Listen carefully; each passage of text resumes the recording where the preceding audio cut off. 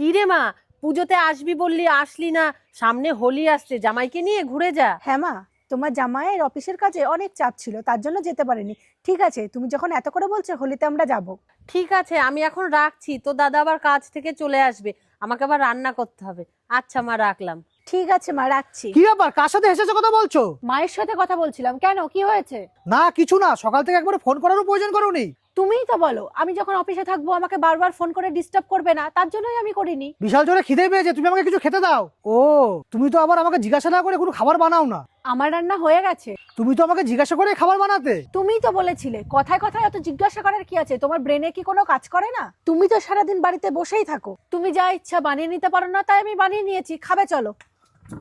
তুমি খেতে বসে কি একটা বলছিলে জানো? না না, তেমন কিছু না, ট্রেনের টিকিটটা বুক করার ছিল, সেটা আমি করে নিয়েছি। কিন্তু তুমি তো ট্রেনের টিকিট বুক করতে পারো না।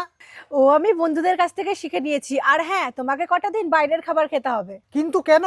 আসলে মায়ের শরীরটা না খুব খারাপ, তাই ভাবছি কটা দিন গিয়ে মায়ের কাছে থাকবো। তোমার কি খুব অসুবিধা হবে?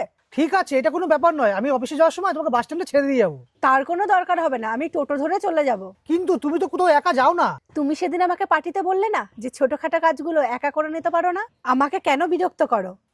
তুমি আমাকে পার্টিতে বলেছিলে না নিজের কাজ নিজে করে নিতে? আমি যেদিন থেকে নিজের কাজ নিজে করবো না, সব থেকে প্রবলেমে তুমি পড়বে। কথাটা তুমি মাথায় রেখো। তুমি যা ইচ্ছা তাই করো, আমি এসব দেখতে যাবো না।